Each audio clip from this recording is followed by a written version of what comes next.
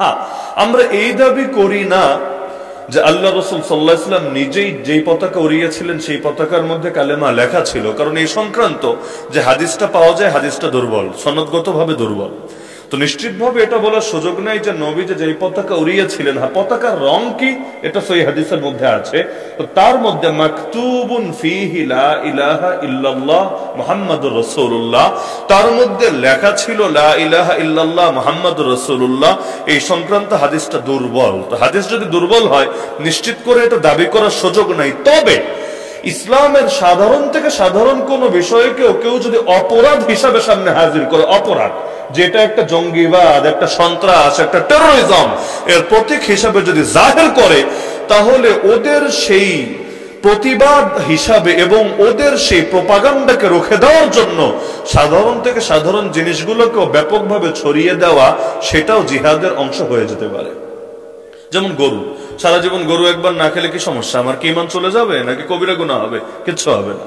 কিন্তু কোন সমাজে যদি গরু নিয়ে ঝামেলা ছড়ায় যায় যে গরু খেলেই তার উপর হামলা হবে, যেমন রাজা গৌরগোবিন্দ করেছিল, এক বাচ্চাকে পর্যন্ত হত্যা করে ফেলেছিল শুধুমাত্র এই কারণে যে তার জন্মে খুশি হয়ে তার বাবা আকিকা হিসাবে যদিও স্বাভাবিকভাবে ছাগল দেয়, খাসি দেয়, কিন্তু যেহেতু ওই সময় গরু নিয়ে সমাজের মধ্যে একটা ভয় কাজ করতো, মুসলমান গরু জবাই করতো না হিন্দুদের ভয়ে, এই কারণে তার বাবা হিম্মত করে গরু জবাই করেছিল, শাস্তি হিসাবে ওই বাচ্চাকেই ধরে জবাই করে ফেলেছিল সেই রাজা গৌরগোবিন্দ।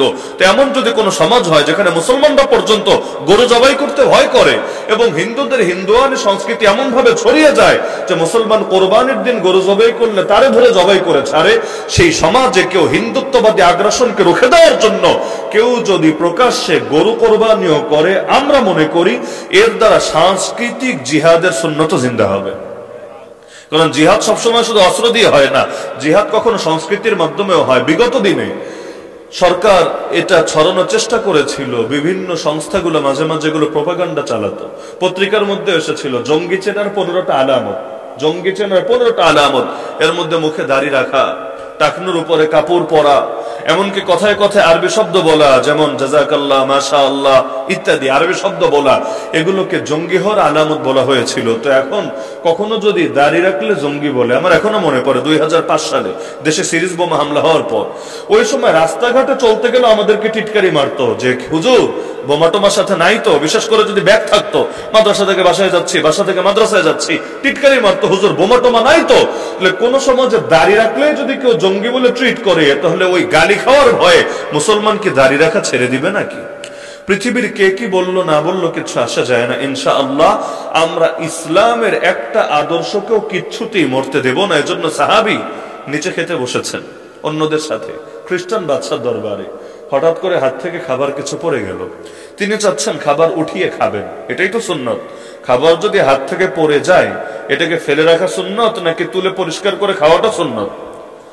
তো এখন তিনি সুন্নতের উপর আমল করতে চাইলেন, আশপাশের লোকেরা বলল আরে কি করো কি করো, এমনি রাজার দরবারে ফ্লোরে খেতে বসেছে, এমনি মিসকিন ফকিরের মতো দেখা যাচ্ছে, তার মধ্যে যদি আবার পড়ে যাওয়া খাবার তুলে খাও, বলবে যে মিসকিনের দল জীবনে ভালো খাবার চোখেই দেখে নাই, এজন্য এখন লোভ সামলাতে পারছে না, যেটা পড়ে গেছে সেটাও তুলে খাচ্ছে। তিনি এবার চিৎকার করে বলে উঠলেন, আতরুকু সুন্নাত হাবিবি লিহাউলাইল হুমাকা, আরে গাধাদের জন্য, গর্দবদের জন্য আমি আমার হাবিব সাল্লাল্লাহু আলাইহি ওয়াসাল্লামের সুন্নাত ছেড়ে দেব নাকি? কে কি ভাবলো, কে কি বললো, এদিকে তাকিয়ে আমি আমার নবীর আদর্শ বিসর্জন দিব নাকি? প্রশ্নই আসে না। সুতরাং আমি মনে করি আলহামদুলিল্লাহ, কেউ যদি এই জামানায় কালেমার পতাকা এজন্য উড়ায়, আমি আবারও বলছি কালেমা লিখিত পতাকা উড়ানোটা সুন্নাত, ওয়াজিব, ফরজ, এই টাইপের ফতোয়া কেউ দেবে না, দেওয়ার কথাও না। লেকিন কেউ যদি এজন্য উড়ায় যেহেতু এটাকে একটা অন্য টাইপের ট্যাগ লাগিয়ে দেওয়া হয়েছে, সুতরাং ইসলাম এবং কালেমাকে সমুন্নত করার মাকসাদে কেউ যদি এটা উড়ায়, আমি মনে করি ইনশাআল্লাহ এর দ্বারা ইসলামের ভালো একটা খেদমত হবে এবং ভালো একটা বার্তা যাবে।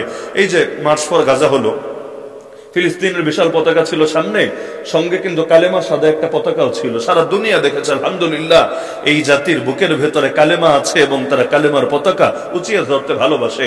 আর সরকারের যদি ডর লাগে, অনেক সময় লাগতে পারে, যে হুজুর ঠিক এই ডিজাইনটাই আমাদের একটু ঝামেলা হয়, আমাদের কলিজায় একটু জ্বলে, কারণ এটা আবার ওদের সাথে মিলে যায়। যদি এমনি ভয় লাগে আর কি, তাহলে আমাদের কাছে এর সলিউশনও আছে, যে তোমাদের কোন ডিজাইন নিয়ে ভয় লাগে ওটা আমাদেরকে বলো, ডিজাইন নিয়ে আমাদের সমস্যা নাই, ডিজাইন আমরা পাল্টে দেব, ব্যাপার না।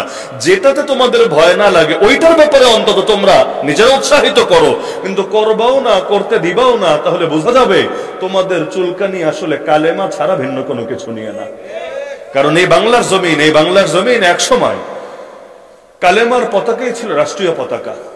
বাংলাদেশ তো সেই দিন হলো 71 সালে, পাকিস্তান হলো 47-এ, কিন্তু আমি বলছি ওই সময়ের কথা যখন এই বাংলায় সুলতানি শাসন ছিল, সুলতানি আমলে আমাদের রাষ্ট্রীয় যে পতাকাটা ছিল, ওই রাষ্ট্রীয় পতাকার মধ্যে নীল ব্যাকগ্রাউন্ডের উপরে কালেমা লেখা ছিল। তাহলে কালেমা তো শুধু আরব জাতির পতাকার মধ্যেই আছে এমন না, আমাদেরও ছিল আলহামদুলিল্লাহ। তো যেই জিনিস আগে ছিল ওই জিনিস আজকে থাকতে সমস্যা কোথায়?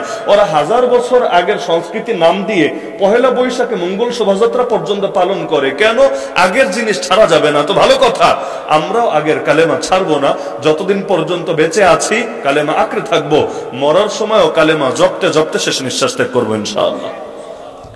তো এখন যে প্রসঙ্গে আজকে আলোচনা, ইসলাম আল্লাহ তাআলা আমাদের কাছে দিয়েছেন আমানত হিসাবে, এমন এক আমানত যে আমানত আল্লাহ আসমানের সামনে পেশ করেছিলেন, জমিনের সামনে পেশ করেছিলেন, পাহাড় পর্বতের সামনে পেশ করেছিলেন, কিন্তু কেউ গ্রহণ করার হিম্মত দেখাতে পারে নাই। আলহামদুলিল্লাহ আমরা হিম্মত দেখিয়েছি, আল্লাহ তাআলা আমানত আমাদের কাছে তুলে দিয়েছেন।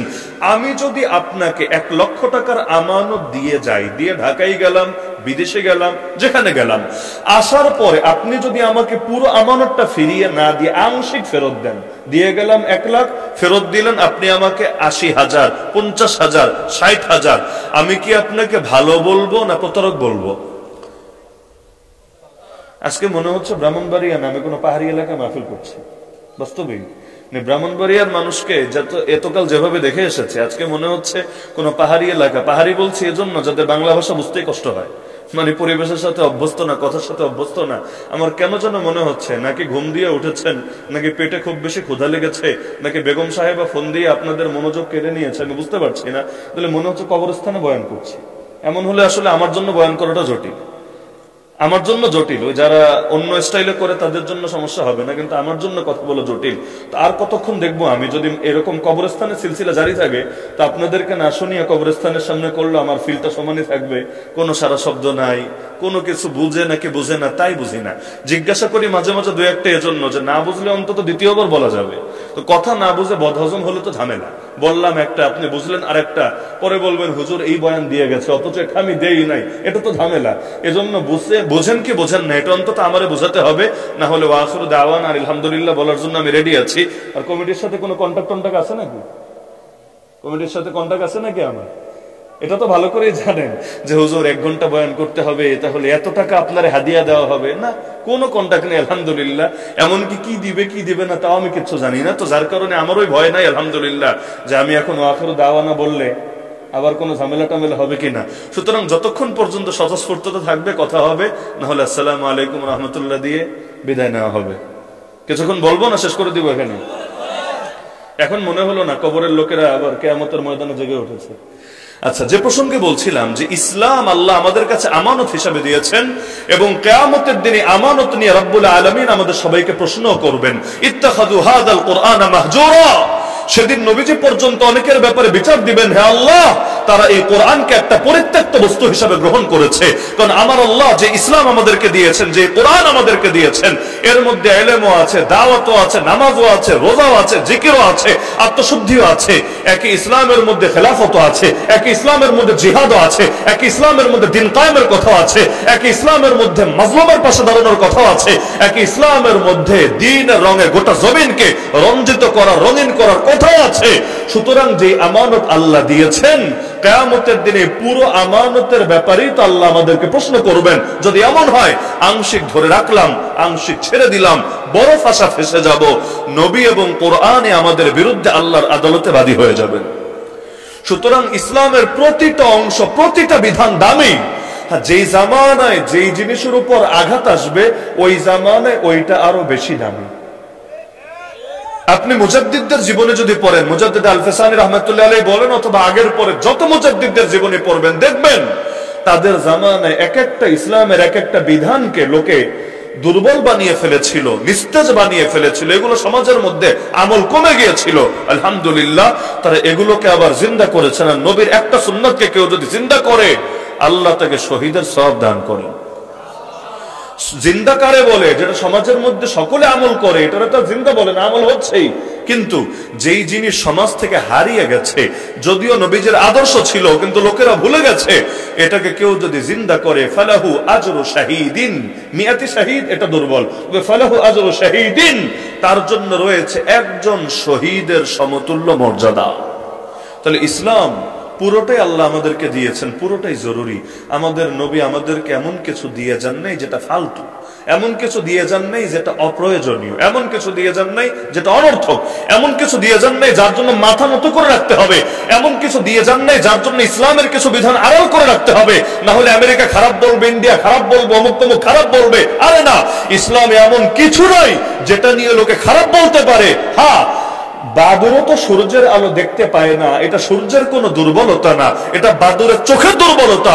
কেউ যদি ইসলামের মধ্যে ভালো কিছু দেখতে না পায়, উল্টা শুধু অন্ধকার অন্ধকার দেখতে পায়, তাহলে এটা ইসলামের কোনো ত্রুটি না, ইসলামের কোনো দুর্বলতা না, এটা